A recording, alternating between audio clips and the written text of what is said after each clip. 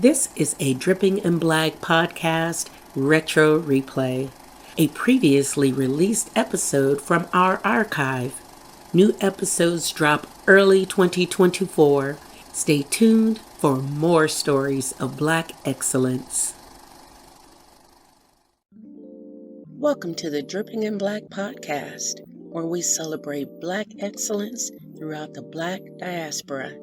Here's your host, David V. Lewis. What's up, good people all across the world? This is the Dripping in Black podcast. I am your host, David V. Lewis. And per usual, we have another fantastic guest. Our guest today is Damien Kyle Crutcher. Damien, say hello to the world. Hello, everybody. It's good to be here. Hope everybody's doing okay. All right, so we got quite a few topics that we're going to get into. I'm really excited. Damien is a real close friend of mine. We grew up together, same street. We'll get into some details about that shortly. But let's have our guest tell the world about himself. So, Damien Kyle Crutcher, who are you? Who am I? Man, well, first of all, today is my 53rd birthday. I'm a Detroiter. Like, I've been in Detroit all my life. You know, only left twice to go to school. Once at Michigan State for undergrad, and then later on Michigan for a master's. So I'm a Detroiter, Northeast side, like you said. David and I grew up together like brothers, really. I mean, brothers, for real. Yeah. His mom is my bonus mother. I love to eat. Obviously, if you look at me, I love to eat. I like to run my mouth. And, you know, I'm a faithful member of the church. I'm a Christian. I'm an assistant pastor, musician, teacher. Yeah, all those things. That's me. I like pork chops, you know, like pork chops. I had two today, so just pray for me. But yeah, that's me in a nutshell. I like stuff to be fair. I like good conversation. I'm serious about justice and things being equal, and people having more than just access to stuff. So that's kind of me in a nutshell. Yeah. You know. Yeah, and man, we have so much that we could talk about. I'm gonna have to mind my own conversation, but Damien is a close friend. He's the godfather of both of my sons. His younger brother, is a close friend of mine as well. Freddie C. Shout out to Freddie C. Right, Freddie C. And he was the best man in my wedding.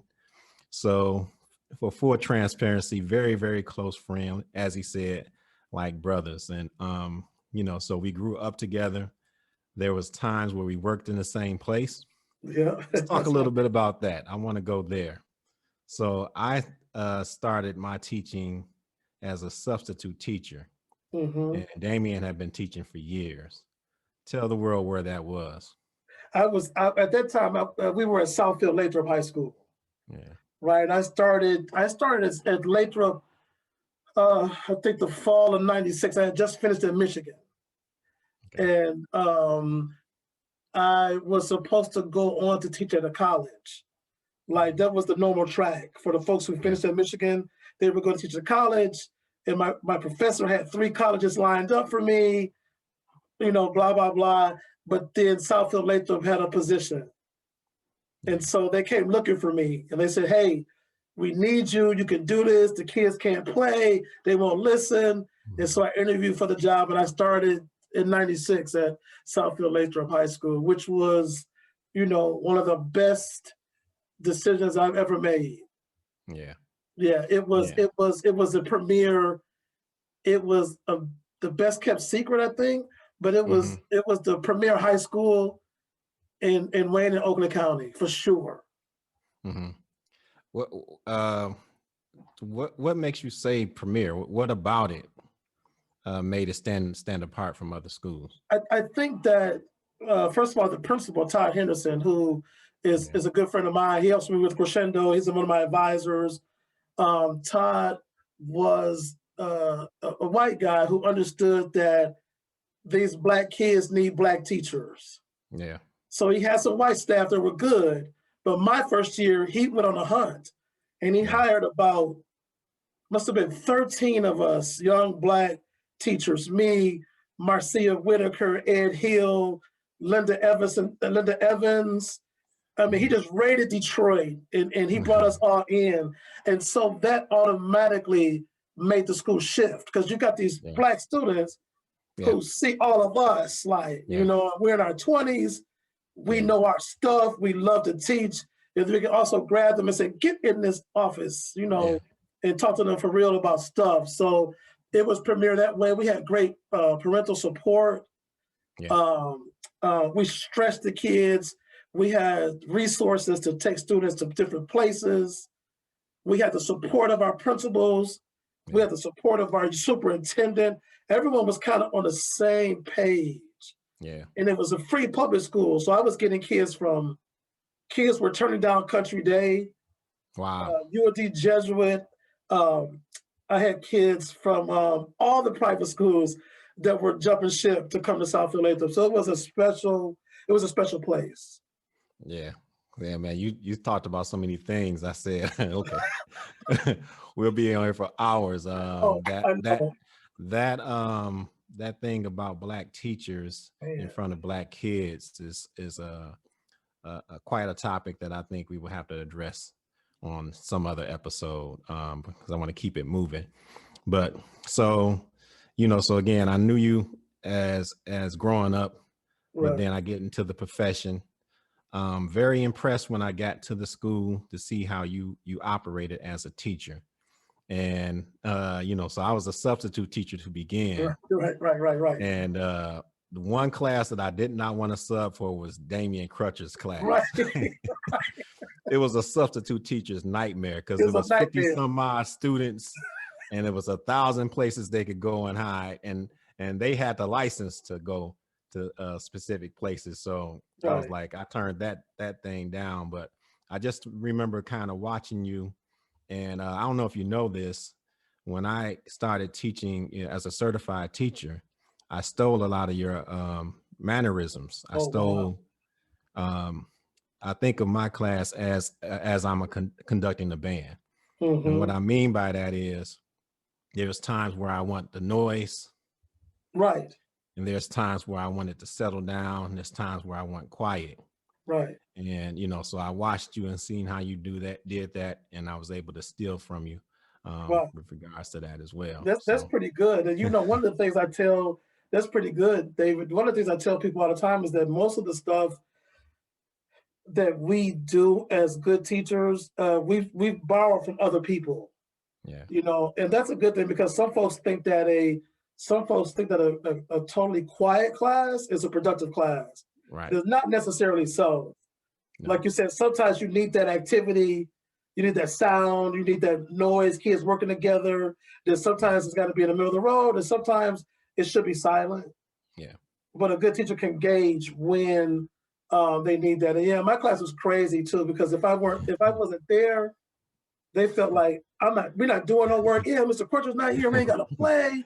They would run around. I would tell them, please don't act up tomorrow, y'all, please. And it never worked. They always just went buck wild. They were great kids, but I guess it just took advantage of me not being there. So yeah. Well, a sub come in, that's typical. That's typical. That's a hard thing. It's one thing to have a regular classroom full of kids. It's another thing to have a big band room full of kids. And then, like I said, they have a license of place to go. So that was a challenge that I turned down quite often. Right. And you remember some of I had a couple of bands that were like 75 kids each. That's a lot of kids. That's a lot of kids. Too many to manage. Right. So it was always a trip. Okay. And so you taught. What I find interesting, when did you retire? And I didn't really retire. I just stopped teaching in 2008. Okay. Yeah, because I was thinking it was the year after I started. Right. It was, Did you know that?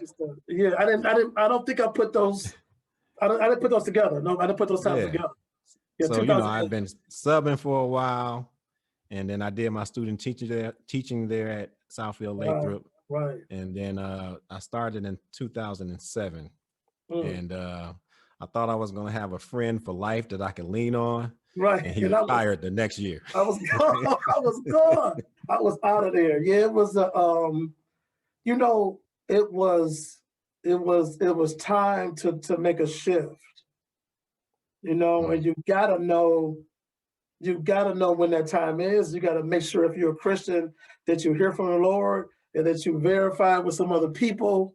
Yeah. You know, and I remember a couple of years before that Pastor Cranford, my pastor and my best friend, he said to me, "The Lord is going to change your assignment." And I said, "Oh, you're crazy. I'm making all this money. I'm not going nowhere." He said, "You'll see, you'll know when it's time." And as I got closer to 2008, I just felt like I was in a box, and it was getting smaller and smaller. And sometimes, you know, God will do that to push you out. Yeah. Make you almost hate it, to force you to move out so he can use you in another area. So it was. So 2008, I stopped teaching at Lathrop and said goodbye to the kids, to all my friends. You know, it was tough. It was hard. Yeah, I can imagine. It was hard. So what was it that made you? You said you stopped teaching. You didn't officially retire, but what made it? What was it that made you leave teaching, at least in that capacity? Like I said, it was hearing from the Lord, first of all, knowing that I was going to have another assignment, and I couldn't figure out what the next thing was if I was still teaching music and rehearsing and marching band festivals and night stuff. I just couldn't do it all, so I had to let it go so I could see what the next thing was going to be. And so I had time to catch up on some sleep, kind of reorder my life, and see what was out there, because I knew that eventually I'd have to come closer to Detroit to do things for kids in the city. Okay. I just knew that was the driving. That South Oak Park was good, Southfield was good, but it was like I know I gotta get into the neighborhoods in Detroit and do some work. And those other things just kind of prepared me for the next place. Okay. It's that pull. It's this thing when you gotta go, you gotta follow it. Ain't no sense in fighting it. You know, like our friend Tom Meredata always talks about that. You know, when that pull comes, when that call comes, you gotta go. You just gotta, you gotta pay off some bills. Yeah. I had to turn in my Cadillac was leased. I turned in my Cadillac and I bought a Ford Explorer cash. You know, you just gotta make those adjustments and you just gotta hit it. Yeah. So now you're the CEO of Crescendo. Yeah, Crescendo Detroit. Yes, sir. All right. So there's been quite a few stories done on Crescendo, but yeah, for the Dripping in Black audience, give them a Cliff Notes explanation of what Crescendo is. Okay, so 7 years ago, me and Fred Crutcher and a friend of mine, Richard Mukamal, we founded Crescendo Detroit because really I noticed that I never saw kids in Detroit walking down the street with instruments. You know, like when we were growing up. Like you? Me, like the me, French horn. Right, with my French horn case in my backpack. They talked about me all the time, y'all. They let me have it. Oh my God, they let me have it. To the bus stop. I got this French horn in this backpack. Oh, cast tag. You know, it was crazy. But anyway, and I never saw that. And I knew that at the time, most of the schools in Detroit did not have band, orchestra, choir, dance, not even gym. You know, so we're raising a group of kids that missed all of that. So we just said, let's start this program. And we have been meeting about it. And then I woke up one day and I said, we're going to start this summer. They were like, wait, we don't have the money. I said, yeah, we're going to start this summer. Let's go. And so basically it is a chance for kids to take a band, orchestra, or percussion instrument from us. And then we also teach dance. And we also teach life skills. And now we do financial literacy. And my godson, David's son, he does the basketball life skills component also. And then we feed the students. I have 2 cooks that fight each other in the kitchen all day because they're best friends. But we feed them when they come in, and then we all sit down at the end for dinner together. Sometimes their parents eat with us. And we meet Mondays and Wednesdays, 4 to 7:30, Saturday mornings, 9 to 1. Okay. And we started that summer with, I think, 11 kids. Now we graduated 3 kids. So we have 50 kids in the program. Wow. Ages 5 to 17. And we started them at 5 because we kind of wanted to, basically like our parents used to say, we want to get them off the streets. Yeah. We want to get them early before they get into that mode of, I don't want to learn. I don't want to be the best. I don't want to be smart. So we want to get them early to kind of get them into this culture of excellence, and dance was the most important, though. Dance was most important because we knew that Black people have been pioneers in every type of dance forever. Yeah. So that's why we want to dance, classical dance, jazz, hip hop, church, liturgical, doesn't matter. We've always been the best at that. And so that part of them seeing that was important for them to learn who Alvin Ailey was and who Debbie Allen is. It was important that they learn who those people are. So that's the program in a nutshell. We have this amazing partnership with University of Michigan, where the kids, we go blue, right? Absolutely, they go up. Our kids go up about 18 times a year to Michigan, and because I wanted them to go up to know Ann Arbor, to know Go Blue, to understand that you can do this. So they go up and they take lessons from the music students at the university. They take another dance class, another choir class, and then we go out to dinner. We go to football games, and the university covers that cost of the program. I said to them, you got to make this investment, and so they make that investment in our kids too. Some of them don't realize what they're getting yet, but they will. Yeah. Oh yeah. Right? So I, I'm thinking, how old is too old? Because right. That's what I'm saying. When you said the football tickets, I said, well, wait a minute. Listen, David, Fred, as you know, I went to Michigan and Michigan State. So one day, Fred is my brother, David's brother.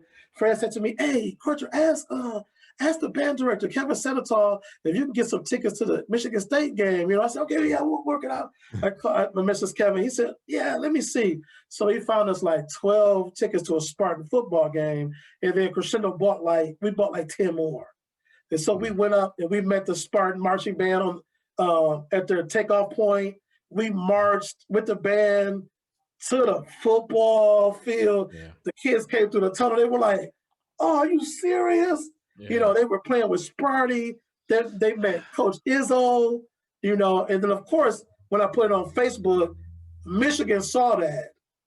Wow. Right. So Maggie St. Clair. I don't like how this is sounding. Listen, so Michigan saw that. So Maggie St. Clair, rest her soul. You remember Maggie St. Clair, she passed away a couple of years ago. She texted me and said, "Oh, I saw what they did at Michigan State. We can beat that." I said, "Can you?" She said, "Yeah, just hold on a minute." So she texted me back. She said, "Yeah, I got tickets for you and the kids. I'm going to have T-shirts made, athletic T-shirts made.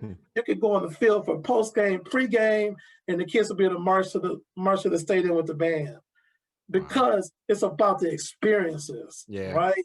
When you layer those experiences on top of experiences, that's when you change kids' perspective. Yeah. So I'm gonna jump in here and go off a little bit because you and I went to the game, the famous trouble with the snap game. You know what? That was a trip. And we were there to experience, Crutcher. The Crutchers are really Spartan fans, people. I mean, so, really. And we were in Michigan, and it was bad because the game was in our hands. Oh man! If you don't know the trouble with the snap story, the game was in our hands. The crowd was hyped. Then the trouble with the snap happened, and I'll tell you, Crutcher, I've never seen anything like it. Nothing like many people were silent, not moving, jaws dropped, and the Crutchers they could almost not hold their excitement inside. They had to keep it under control because we were surrounded by Michigan people, but it was something. It was something because Maggie St. Clair, she was the marching band administrator. She got us tickets, and we were right in front of Coach Harbaugh. We were right there in the front row, second row. And so it was just horrible to be there and have that happen, to be around. And Fred Crutcher just looked at me and went, he turned around to all the Michigan folks and went, it was unreal. It was unreal. But, you know, part of that too, and we can talk about that the next time, is how important it is to like build relationships with people along the way. Because Maggie could look out for me and us, and she could look out for the kids. And when she passed away, the director of bands at Michigan saw me at the funeral. He said, I know what she did for you and your students, and whatever you need from us, we got it. Wow. Just do it. And so just getting our kids, but you got to teach them how to appreciate, but they won't get the Michigan State thing really until they get older, and they say, wait, we were down on the field doing flips, right? You're not doing that no more. You got to go up. Yeah. So now we're going to get into that a little bit today. Developing the relationships, because it's getting back to Crescendo. You start off with 11 kids. Right. Where is it now? You say you have 50 kids now? 50 kids now, yeah. How do you go from 11 kids to 50 kids in 7 years? In 7 years, first of all, it's you have some successes. People like successes, you know. And so if you put stuff on Facebook and kids are performing and they see that, there's a certain group of parents that wants their kids to be in that. Yeah. They're like, oh yeah, like my students at Southfield-Lathrup at Oak Park, like they want their kids to be in Mr. Crutcher's programs. I teach, so they just dump their kids in my program. People that I went to Cass Tech with, take care of my kids, Crutcher, you know what to do, go. And then we have to beat the neighborhoods. Like we go to the neighborhoods and we grab the kids that might get missed. You know, the kids whose parents might be single parent, might not. And we make sure that we have enough of those kids in our program as well. So it's about building it, and it gets momentum. The word gets out. People want their people in the program. We go out and recruit. We talk to friends. They send their kids. They like what we do. People like that we feed the kids, that we look out for them, that we wrap around them. And so it just starts to build. And then along the way, you have to pay for it. Yeah. I mean, you've got to pay for this thing. All this stuff sounds great when it's free. It's free, right? But you gotta pay for it, and that's when you two cooks and dance and band and I got Darius come in, and Darius got a staff. Darius got another staff member. I said, well, who is she? She's my assistant coach. I gotta pay Darius and the assistant coach. So what you do is you learn fast that first of all I gotta learn nonprofit. Okay, I gotta learn raising money, and so you go back to your colleagues and friends, and you find people that do that. Okay. And, you pray about it, because one thing that Pastor Crawford always says is, the Lord will teach you better than a book. So I'll be like, well, you better teach me, because I don't know how to pay for this. You better teach me today.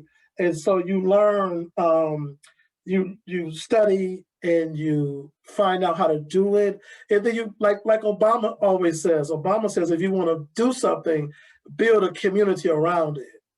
Yeah. And so we started to build a community around it of music teachers, of friends and brothers like you, other teachers, former students, and then people with money find out about it, right? So you have a couple like Maxine and Stuart Frankel.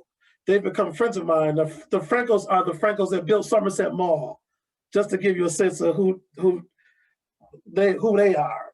Little small property out there. Right. So when they go to the mall, they just take them to this upper room, and the shoppers bring them the stuff. So a couple like that finds out about you. They say, well, listen, we want to talk to us about your program, and let's go to dinner. And so they fund some of it, and then their friends find out about it. Because you do have this extraordinary group of philanthropists that want to give to programs, you know, and a lot of them are Jewish folks, and that's what they do. That's all they do is give money. Mm-hmm. That's why they're blessed, because they do that. And so that's how you build it. You build it, you work it, and you can't be messing around though. You can't have a sloppy program. Yeah. You can't. It can't be junky. So, you know, I'm curious. Like, if I'm somebody that's just starting my nonprofit, and I don't know a Jewish person at all. At all, right? I don't know them at all. I don't know anybody with deep pockets. What are some words of advice you would give them? I think start small is okay. Starting small is okay. Staying small is okay.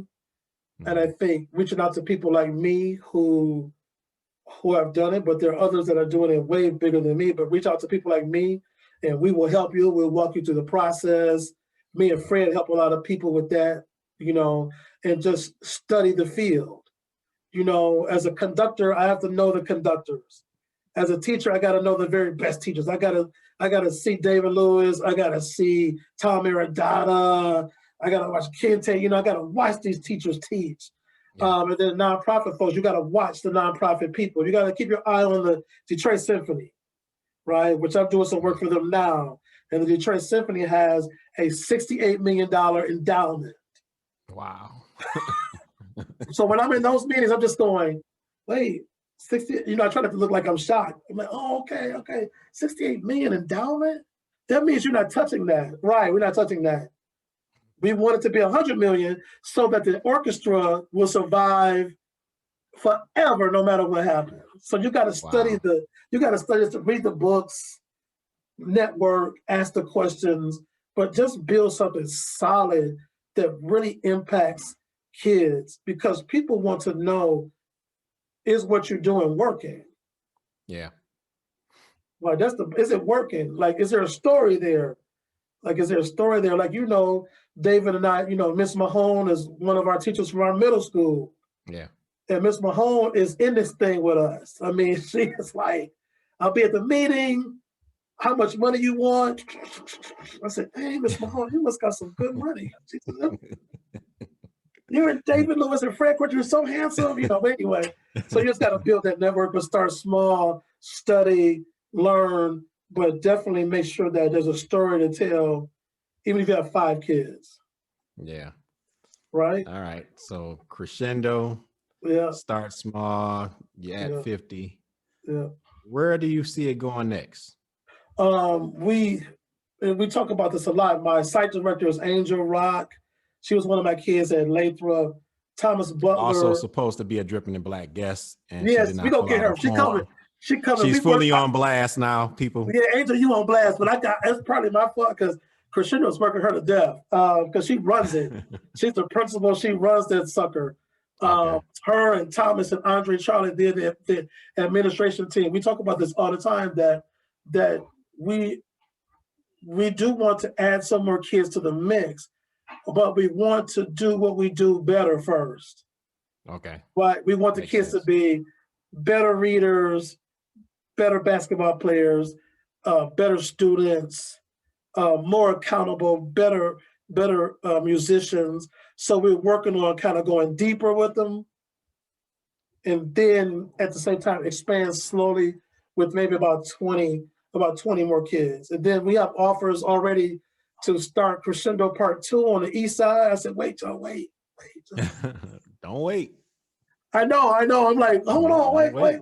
Right. They'll be like, what you waiting on? That same spirit you had when you started. Let's go. Let's go. And I'll be like, oh man, right. That's the Salvation Army, because we were housed at the church, and the church let us do that for free. And then we ran out of space. So we got hooked up, and we're at the Salvation Army on Dexter in Chicago now.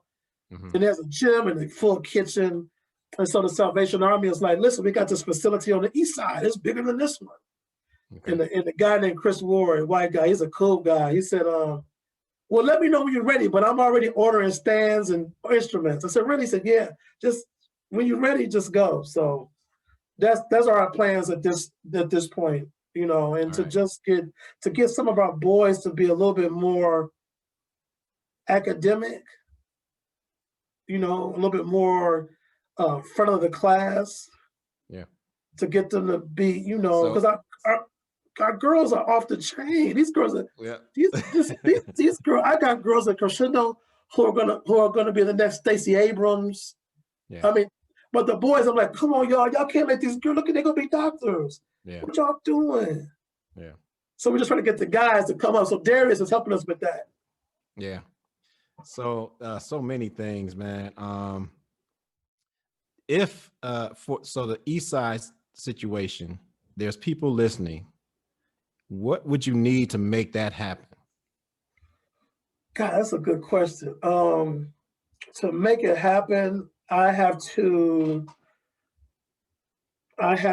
man, that's great. I need to feel confident enough that the West Side location is functioning at a level financially that it should. And this year it is. This is our first year where we will meet all of our targets budget-wise. Okay. And we're doing a lot of infrastructure work on the inside, like our Crescendo Detroit board. We got a strategic plan. You know, we've been working hard on that. One of my friends from Cass Tech, George Davis, he's the president. And so we've been really working hard on that. So we're starting to see the fruits of that now. So as that gets settled in, then we just add it to the strategic plan. And we look at the numbers, and then the numbers will tell us, okay, go. Or the faith will tell us to go before we see the numbers. So you got to have the plan in place. The staff has got to understand what that means for them. So for Angel, you got to tell her, she's going to be like, Crutcher, what do you mean? You got to have a second Angel. I'm not doing both. So then I have to have a second Angel, and then she has to train that second Angel, and those kind of things have to be, you know. I can't wait for Pastor to watch this, because I just hear so many messages. I mean, you got an angel working for you. You need a second angel. The second angel, right. You're right. All that stuff you got to do. Cranford, do what you do with that. Right. Do what you do. Right. You could, like they say, that'll preach. So that's kind of where we are with all of that at this point. We're part of the program. We've got about 7 graduates out there that are in school. Like one of them, Malik, is in medical school. You know, and my niece Nia is in college at EMU, and she's been teaching a social justice class for us. I said, I need you to give back. She said, sure, Uncle Damien, what do you want? Teach a social justice class. So she comes on Wednesday nights, and she teaches a class, which is much more effective than me teaching, because they look at that. This Nia, she's one of us. Wow, she's in college. Yeah. She's in her dorm room, teaching in her dorm room, you know, so those kind of things. So talk a little bit about the process. How does somebody become a Crescendo student? How do you get into the program? How does that work? Well, first of all, unlike a lot of programs, we take any kid that wants to be in it, right? There's no prerequisites, there's no audition, there's no application, because again, we want to make sure that we get the student that might get overlooked. Okay. Like students like you and me growing up, in a way, we could have been overlooked if we didn't have a David. Maybe you, not me. Not you. Me, we on camera, man.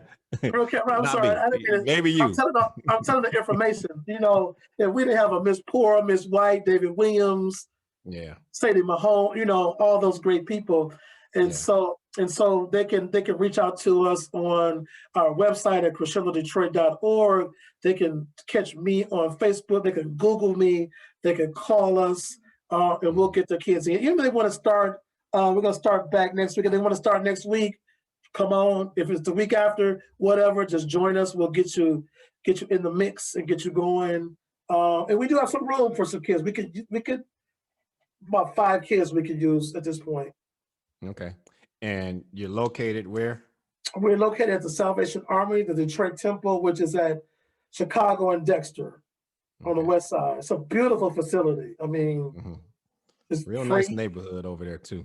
I mean, well, that's why we're there. Right. When the people drive in, they go, oh, I said, yeah, that's why we're here. That's why, come on in. Come on in. That's why we're here. Just come on through. And because we that was one of the things when we started, that we wanted to be like in the middle of a neighborhood where kids could walk to us. So some kids do walk to us. So it's a good thing. I think, and a part of that is the way we were raised. People ask, well, why do you do this kind of work? I mean, you could be off just being a conductor or professor. I said, I don't know. I said, growing up, we had people that did stuff for us. Remember my dad sometimes would take all of us to the Tigers baseball game, right? And David's mom, my second mom, Miss Lewis, made sure that we had like Easter baskets, like it didn't matter who you were on the street. She made sure on Easter you had a basket that had your kind of stuff in it. I remember we were little kids and she walked us to Top Hat Hamburgers on 8 Mile, Shout out to Top Hat. Top Hat, right? And we sat in the parking 8. So it's like people did stuff for us and they didn't have to. Yeah. And so that's just kind of been a part of, that's just kind of in my thing at this point. Reverend Green and paying for my horn lessons and all this kind of stuff. It's just a part of who we are. Yeah. It's a valuable lesson to pass on, right? It's a valuable lesson to pass on. And, Mom was big on that. I talked to her today. She said, how old are you? I said, 53. She said, you're getting old. I said, how old are you? She said, how old am I? They said 81. She said, oh, I'm old too then. I said, right. So we laughed and talked. But it's that legacy. It's our parents.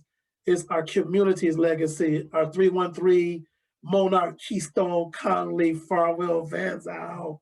Eastside, right? It's we got great people from Eastside doing great things.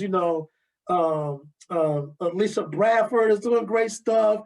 Future guest. JJ, shout out BB. Who's the chef?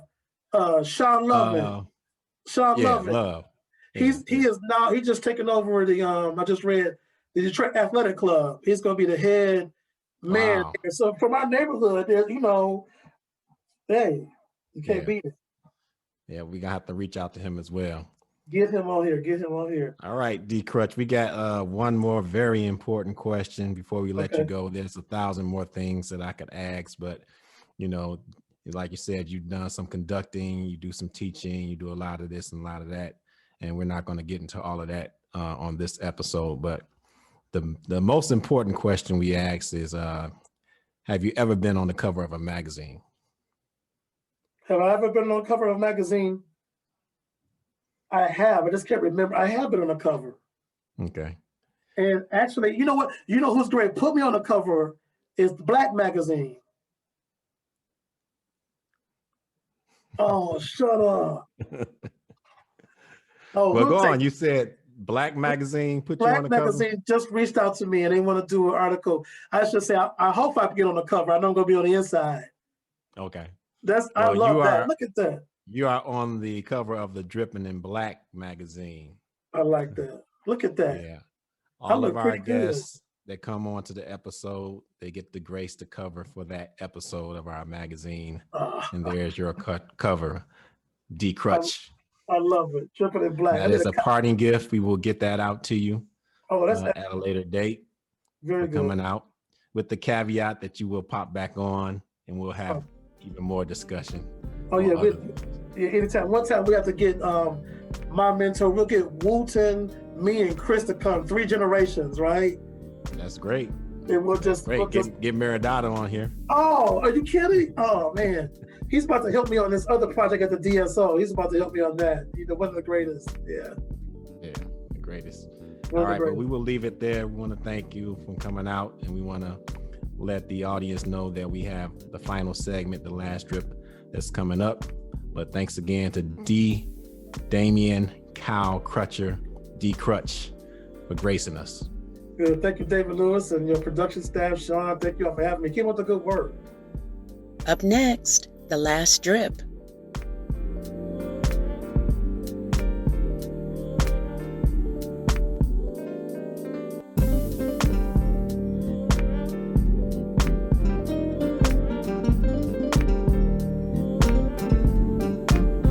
A Dripping in Black thanks to my brother Damien Crutcher, a true man of God whose faith shines through his work. We appreciate him for his passion for our city, and all that he's doing to impact the lives of our kids. Now, however, we have reached the final segment of our podcast called The Last Drip. The Last Drip is the last opportunity for us to squeeze in a bit more Black excellence before we leave you. In this final segment, we highlight a common thread between our guests and our vast and rich African American history. For this episode, we focus on Aaron Paul Dworkin. Born to an interracial couple in 1970 in Monticello, New York, when he was just 2 weeks old, Aaron was adopted by Barry and Susan Dworkin, who happened to be white neuroscience professors. Dworkin's adoptive mother was also an amateur violinist. It was she who introduced Aaron to classical music. At the age of 5, Aaron began playing the violin. At the age of 10, Aaron moved with his adoptive parents to Hershey, Pennsylvania. Hershey had just one Black family. It was a place that Aaron was ostracized because of his race and began a self-described downward spiral. By the time Aaron reached his junior year of high school, his parents had decided to send him to the esteemed Interlochen Arts Academy in Michigan, a decision that Dworkin has, on one or more occasions, credited for saving his life. After graduating from Interlochen, Aaron went back home for a few years before returning to Michigan to attend the one and only University of Michigan. Go Blue. From the University of Michigan, Aaron attained a Bachelor's of Music in 1997 and a Master's of Music in 1998. Also in 1997, Dworkin founded the Sphinx Organization, which is a national nonprofit social justice organization that is dedicated to transforming lives through the power of diversity in the arts. The Detroit-based Sphinx Organization has major corporate sponsors, the support of universities and numerous American symphony orchestras. It holds annual competition concerts in Ann Arbor and Detroit in junior and senior divisions. And above all, it is doing the important work of addressing the underrepresentation of people of color in classical music. Amongst many other things, Aaron Paul Dworkin is a highly accomplished violinist, arts educator, and a powerful advocate for children of color. His accomplishments and accolades are quite honestly too numerous to list here. But for me, his greatest accomplishment, like our guest Damien Crutcher, is the work that he does for the underserved and underrepresented. It is also why he is this episode's last drip. For more on Aaron Paul Dworkin, check out sphinxmusic.org, chevalierdesaintgeorge.homestead.com, smtd.umich.edu, biography.jrank.org, theviolinchannel.com, and icfad.membersclicks.net. My thanks to all of these websites for the knowledge. What a great guy that's doing great things right now in the moment. He is our last drip, but hopefully he will be a guest one day on the Drippin' in Black podcast. All right. Perhaps one of these days, I will also be able to convince somebody that our African American history is vast, rich, and not limited to what the school system decides to teach. But until then, I implore you to be good, be good, be good. It is a choice.